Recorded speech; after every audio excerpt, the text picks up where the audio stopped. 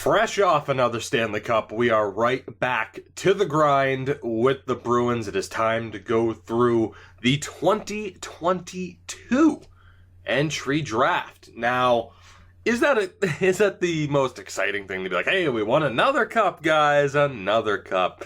Maybe not. The good news is that we have our highest draft pick, I think, in this series yet. We have the third overall pick that we acquired from the Anaheim Ducks. So that is hilarious. And at that point, we might as well just trade up with New Jersey to get the number one overall pick, most likely. I don't know. As always, I have a hard time keeping track of the draft picks with two concurrent series going on at the same time. And Jay Beagle retires. That's our first retired player in a long time, because normally we don't hold on to people long enough for them to retire with us. But especially, too, once we go through the postseason, once we're beyond the trade deadline, I often forget what our draft pick situation is like. Look at some of these overalls. Niemi finishes at a 68, 73 for Elliott, 72 for Johnson, 65 for Al Montoya. Eddie Lack finished at an 80, because of course he did. That is weird. The Hamburglar finishes at a 72. You have Hackett and Tokarski retiring at 32. What a strange system. As far as skaters go, if it wants to not crash on me, Ryan Getzlaf finished his career as a Shark. That is awesome. Keep in mind, this is not the fantasy draft series, so that is interesting. Radulov finished at an 87, though. That is just weird how some players regress so heavily. And I'm sorry if there's a weird jump cut there. My dog saw a squirrel out the window and lost her shit. So yeah, thank you for that. But I don't think we missed anybody's name, at least not anybody who had extreme relevance in the NHL for a sustained period of time, to put it kindly. Not going to say, oh, these people suck, they don't matter. But anyway, and I should have handled that trading block a little bit better. Let's find out what the current draft pick situation is, aside from the fact that, again, we have the third overall pick in this draft. I need to go back and watch. I am struggling. Oh, that's right. It was the Roman Josi trade. That's what it was. It was the Roman Josi trade, the Matt Grzelcyk trade. Even with those guys, they finished third last. How? God, they must have been... Oh, wait, you know what? I remember how. You know why I made that trade with them specifically? Actually, no, wait, it wasn't them. It wasn't them. Never mind. I was thinking maybe they had really awful goaltending, which they don't. I think it was just that we wanted Shea Theodore, and it worked out that way.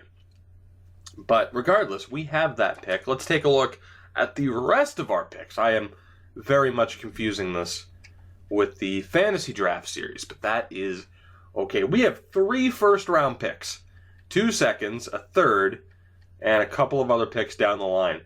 3 first-round picks, including our own. All right, well, I just, why wouldn't we trade up to get the number 1 overall pick, right? Why wouldn't we? I mean, it's tough because we're probably going to have a 1 in 5 chance to screw it up. The Devils want to trade that pick anyway. So if we offer them the third, would that go through straight up? I have a feeling it might. To the point where I'm actually, just to play it safe, I'm going to tack on a 6th round pick. Will that go through? It won't. Okay, if I take off that pick? No, they still want a little bit more. I might not have to give them too much, though. I might not have to give them too much because they want to trade that pick. Quite close to fair value. We're just going to have to offload. You know what? I'll even be nice, and we'll give them a 4th round pick. We will give them the St. Louis Blues 4th round pick because we know that is going to be low. And wow, that actually didn't go through. Oh, I was trying to be nice, New Jersey. I was trying to be nice. I'll be so nice. In fact, I'll give you the Blues 5th round pick because, again, we know it's going to be low, and that goes through. So we get the 1st overall pick for the 3rd overall pick and a low 4th and 5th round pick. Is that all we want to do? Probably. I mean, we could look. Colorado's pick obviously isn't that much higher than ours, so we could probably trade up to a mid-round pick, or we could just have the 2 late first rounders. I am not quite sure. Let me see for sure where the Avs pick happens to be. It is 27th. Right, so we could probably, maybe, hit up the Calgary Flames for a pick here. Now, you know what? Let's just take our picks at the end of the round. Let's just take our picks at the end of the round, and we'll hope for the best. But speaking of hoping for the best, the scouting is an issue. There's a goalie in the top 5. I have to. There is a goalie in the top 5, Calle Hornqvist, or Hornquist. There's a goalie in the top 5. He's going to be amazing. He is going to be amazing. You have a fellow Swede, Fredrik Josefsson. Not too bad. I hate that you can't use the triggers to sort through. It's stupid. Jyrki Taipalas. Right. And then you have 2 defensemen, Pekka Aaltonen, and an American, Trent Stevens. Right. It's the boring pick. It's the expected pick. There are 3 goalies in the top 10. All 3 of them are going to be amazing. But I know Calle Hornquist is going to be an amazing goalie. He is going to be. At least his value will be sky high. So do I intentionally handicap myself by taking someone who I know isn't going to, or who is likely to not be as good as him? Or do I go with the expected pick? I mean, Josephson, Taipalas, Aaltonen, and Stevens all have pretty strong chance of being really good players, obviously. Top 5 picks. I have to, guys. I have to. Why would I intentionally handcuff myself? We're going with Calle Hornquist. Let's see. What is he? Medium elite as the number 1 overall pick. Let's see, though, who we passed up on. Medium elite, Aaltonen. Damn. Although it's not like we need help defensively, you know? But still, that's a strong pick. We'll take a look at him. Taipalas was low elite, so I'm glad we avoided him. Josephson was medium top 6. And, wow, they actually took Collins, who was a medium starter. Not bad, though. Who was the other guy? Harvey? Wow, that was a swing and a miss for Tampa. Stevens was medium top 6. Oh, my God. So, yeah, we definitely made the right choice. If we didn't take Hornquist or Aaltonen, we would have screwed ourselves over. Big time. Absolutely. But let's take a look. I want to see what Aaltonen's value is. And he is already the 2nd most valuable player on the Vancouver Canucks, behind Olli Juolevi, or yeah, I think someone told me how to pronounce it correctly. I think it's Olli Juolevi, not Levy. So I'm going to say Levy. Olli Juolevi. That just sounds weird to me, but that's his name apparently. Anyway, Aaltonen, 60 overall, at 18 years old, a right-handed defenseman. Okay, but let's take a look. The important thing is the value of our number 1 overall pick, as if we don't have enough valuable players on this team. How good is he? How good? He is more valuable than Shane Finger. God. Look at who we have for goalies. It's not like we needed them, but Hornqvist, Finger, Poulin, Nesbitt, and of course we still have Herme and Sawchuk. My God. So if I wanted to, I could totally trade Hornqvist right now to the Vancouver Canucks, and they would probably take it. They might even need the goaltending help, but when you look at our defense, Theodore, Cholowski, Waugh, Lampkin, that's our top 4. No one older than 26 years old. We really, and we have Picard in the pipeline. We really don't need that defensive help. We really don't need the goaltending help either, but tough to say. Who actually has more value here? And I know I'll get to the rest of the picks. I'm sorry. Who actually has more value here? So I'd say that's a 3rd, maybe a 2nd round pick away from full value. And what's Aaltonen at? Let's see. What is he at? Yeah, they're about equal. They're about equal in value. And Altonen's far away from actually being in the NHL. So is our goaltender. But yeah, they don't exactly need the goaltending help. They're in a decent spot with 3 strong prospects. Thatcher Demko kind of screwed over by the low elite potential, but that worked out for us. That worked out for us, and we absolutely made the right choice. And because of that, because of some of the picks I've seen in this round, although clearly that was a mistake, if we traded up, I was thinking with some of the picks, it wouldn't be worth trading up. Look at who we passed up on because we traded up. McElhaney, top 6. An elite goalie at the 25th overall pick. Now, he won't be as good as our goalie. I know that for a fact, at least in terms of value. If he is, holy hell, did we get screwed over? Or not exactly screwed over. Did we make a mistake? Is more like it. Let's see. Rookie goalies. Yeah, see, you can look at his value. Good chance. Wait a minute. Now, I know Vladar won them the cup.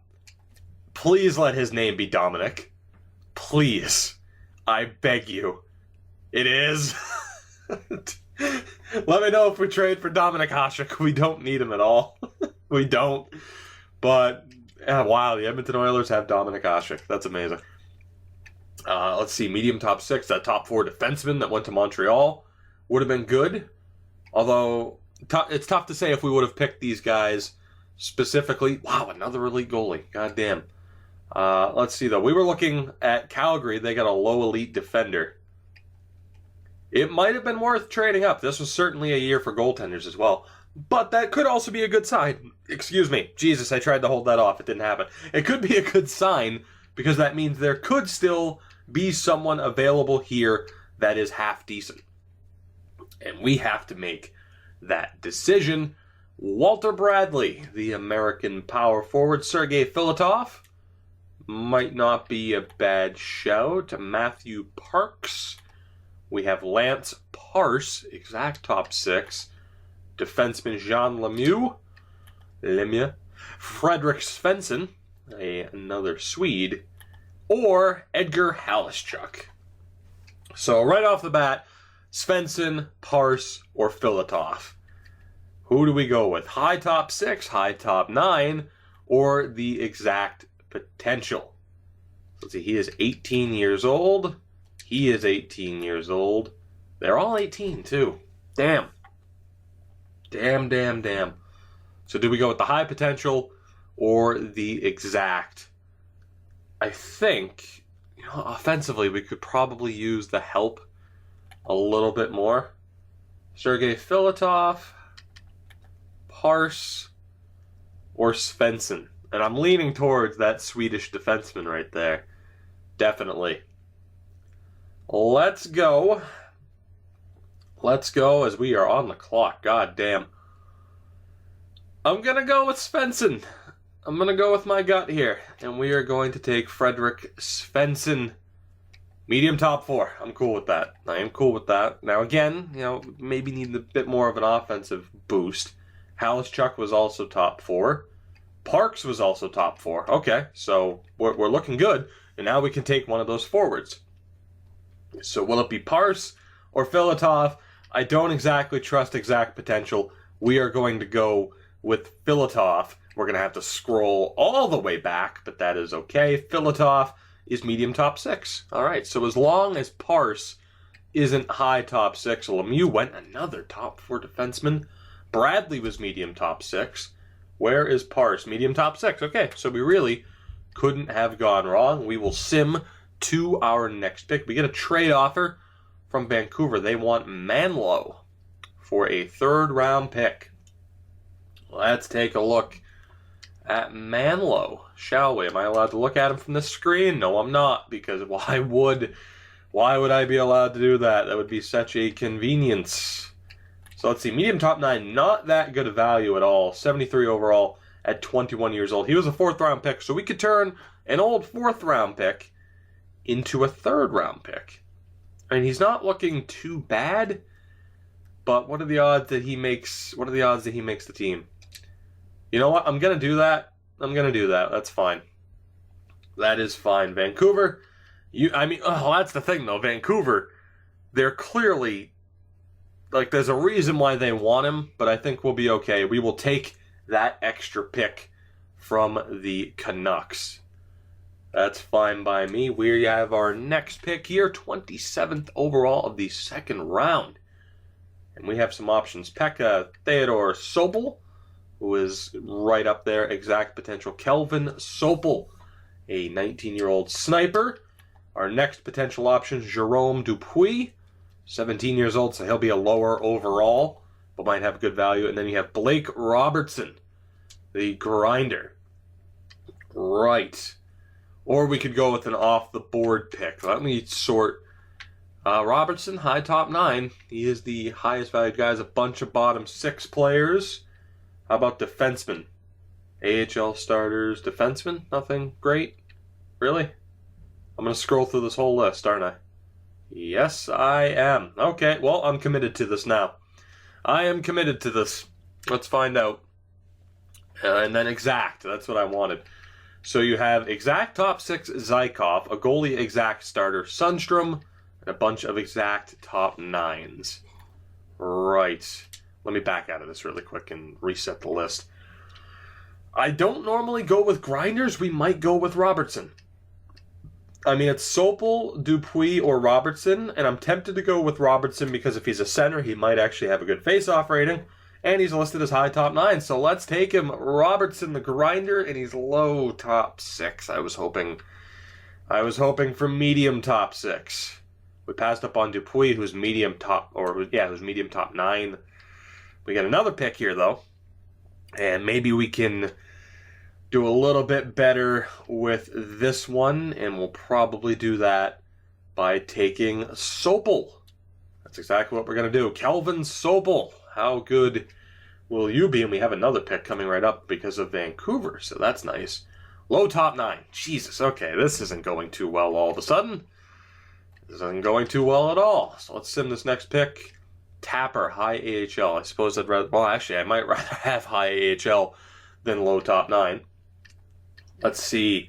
Exact top 9, high bottom 6, high bottom 6. Let me see here. So high bottom 6, there's a ton of them. There is a ton of them. And actually, let me sort by exact. Bottom 6, exact, top 9. We do have this guy, 3rd to 4th round. Sergei Zykov. Do we go with a little bit of an off-the-board pick and hope that he's good? I think we do. Let's try it. For the hell of it, let's see if he is any good. A little bit of an off-the-board pick. He's low top 6, which isn't bad compared to Buffalo and who they just took. I did not mean to offer Tampa Bay a trade. Let me back right out of that. Let's take a look here. Who did we pass up on? And so far, I am not regretting my decision at all. And we actually have another pick here in the 3rd. And I think because of that, we will go off the board again. And we will go, I know we don't need him, but Mattias Sundstrom, another Swedish goalie. Let's see how good he is. He's medium starter. You always go with the goalies, man. You always go with the goalies. We will sim to our next pick. I'm not too concerned with who we just may have passed up on because our next pick isn't until the 4th round, much later. Although I will go back and take a look. But next up here in the 4th round, pretty obvious who we should probably go for here. Per Arvidsson. Right, from Färjestad. Let's take him. Let's take Arvidsson. Hope that you are half decent. Low top 9. All right, let's really quickly go back here to the 3rd round. Did we pass up on anybody amazing? No, we did not. All right, so this draft, for the most part, is going pretty well. A couple of low potentials in there, which really aren't that great, but, you know, it's okay. We're adding some depth to our team.